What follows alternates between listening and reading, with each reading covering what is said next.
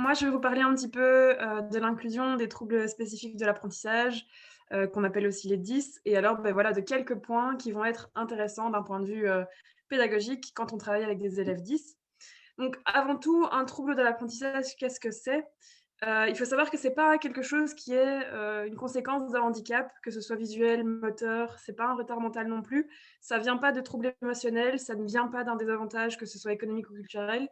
C'est vraiment, en fait, quelque chose qui a une cause neurobiologique. Donc c'est lié à la manière dont le cerveau va traiter l'information, quand il la reçoit, qu'il l'intègre et qu'il l'exprime.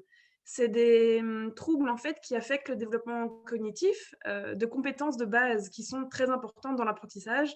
Ça va être, les compétences au niveau du parler, du savoir lire, savoir écrire, les mathématiques, mais aussi, ça peut affecter les compétences au niveau de la coordination, pardon, et de la motricité globale et fine. Voilà et donc quand on parle, en fait, de troubles de l'apprentissage, on pense aux 10. Le premier mot qui va nous venir en tête, ça va souvent être la dyslexie, mais voilà, la dyslexie, en fait, c'est un trouble, qui est lié à la lecture et à l'orthographe. La dysgraphie est un trouble qui est lié à l'écriture, mais d'une manière, voilà, donc vraiment le mécanique, donc tenir le stylo en main, et donc il va aussi, affecter donc les habiletés de motricité fine. La dyscalculie, c'est dans le titre, est liée aux mathématiques, aux problèmes au niveau, voilà, de la compréhension des problèmes, savoir lire le temps aussi va être un problème pour un élève dyscalculique. La dyspraxie, c'est, une difficulté au niveau de la coordination motrice. La dyspraxie, c'est un petit peu différent, c'est un trouble, en fait, de la coordination et du développement et pas spécifiquement un trouble de l'apprentissage.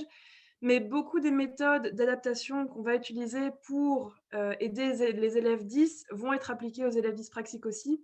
Donc en général, on l'englobe aussi, en fait, ici dans les troubles de l'apprentissage. La dysphasie va être un trouble, lié à la langue parlée. Donc un élève dysphasique va souvent, par exemple, entendre une langue qu'il comprend comme si c'était une langue étrangère et ne pas savoir où commence un mot et où il finit. Et alors la dysorthographie est liée, à l'acquisition, pardon, des règles orthographiques. Donc ces troubles, en fait, sont beaucoup plus courants qu'on y pense, qu'ils soient diagnostiqués ou non. Ici, l'Association européenne de la dyslexie, estime qu'en moyenne, en Europe, entre 5 et 12% de la population souffre au moins d'un trouble. Ce qui est quand même assez conséquent. Ça veut dire qu'un élève sur 10 peut être atteint d'un 10 sans nécessairement le savoir.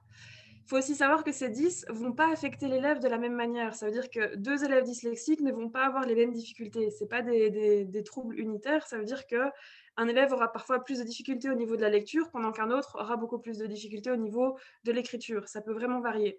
Mais c'est pour ça qu'il est important de créer, en fait, des règles, voilà, des sortes d'adaptations globales qui vont pouvoir, aider un petit peu tous ces élèves dans ce domaine-là. Et donc les chatbots, quand on pense, voilà, quand on prend en compte le chatbot dans, l'enseignement et dans l'apprentissage, ce qui est d'autant plus intéressant avec l'apprentissage en ligne, hein, maintenant, qui devient un petit peu, la nouvelle norme avec, voilà, toutes les règles sanitaires de ces derniers mois. Ça a plusieurs bénéfices qui sont quand même assez importants, voilà, quand on a des élèves 10 dans sa classe. Le premier point va être au niveau du micro-apprentissage. Concrètement, le micro-apprentissage, en fait, ça consiste, au fait d'enseigner des très petites unités de matière, en ayant des micro-objectifs. Donc c'est vraiment réduire la matière en la divisant, pour aider l'élève, sur plusieurs points. Dans un premier temps, au niveau de la concentration, ça va être très positif parce que l'élève doit se concentrer sur un temps réduit. Ça veut dire qu'à la place de passer 1 heure de cours sur une matière, il va pouvoir se dire: «Voilà, je passe 5 à 10 minutes, parfois même moins, entre 3 et 5 minutes, sur un sujet» et ça permet vraiment à l'élève d'emmagasiner un maximum d'informations. L'objectif va être clair, on sait quel est le point de la matière qu'on va vouloir étudier. La décomposition au niveau du contenu, va être aussi intéressante. Ça veut dire qu'on va pouvoir, voilà, vraiment diviser étape par étape et décomposer la matière pour que l'élève puisse emmagasiner le tout. Et alors un point aussi très important va être au niveau du support. Donc comme je disais, un élève qui, par exemple, est dyslexique ne va pas pouvoir lire des pages et des pages, des pages de documents. Ce sera beaucoup trop compliqué d'un point de vue de compréhension. Donc avoir des ressources variées, comme on vous a montré précédemment, au niveau des liens, des vidéos, que ce soit au niveau de l'audio, utiliser des podcasts, va vraiment aider l'élève 10 à pouvoir utiliser toute une série, de ressources différentes qui lui conviendront. C'est aussi facilement, voilà, intégrable dans une routine. Donc comme on en a parlé, plus tôt, c'est quelque chose qu'on peut retravailler constamment. Donc vraiment, si on se dit: «Beh, voilà, sur cet objectif-là, j'ai encore quelques difficultés», je peux recommencer le lendemain. Il y a une répétition qui se crée, en fait. Le deuxième point, tu peux voilà, ça va être au niveau du feedback. Donc ce retour immédiat, en fait, de réponse.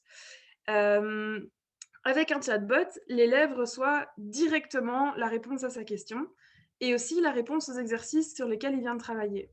Ça va être très utile pour les élèves 10. Pourquoi? Parce qu'en fait, un élève 10 de base aura plus de stress vis-à-vis d'une évaluation classique.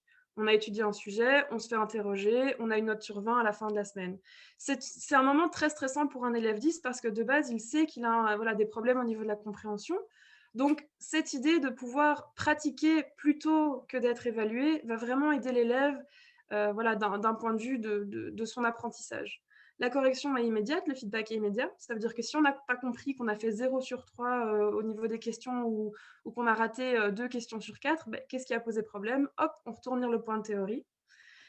On peut avoir accès à plus d'informations. Donc en classe, le professeur parfois, passe à un autre sujet parce que voilà, il doit pouvoir bouger un petit peu avec le rythme de la classe. Mais si l'élève 10 a besoin d'explications supplémentaires, il va pouvoir aller demander au chatbot directement: «J'ai pas bien compris ce point-là, est-ce que tu peux me l'expliquer?» L'amélioration est progressive aussi, puisque comme on peut voir au fur et à mesure les ressources qui découlent et les niveaux qui sont de plus en plus forts, si je peux dire, l'élève peut se dire: «Voilà, j'avance bien sur cette matière, c'est positif, je continue».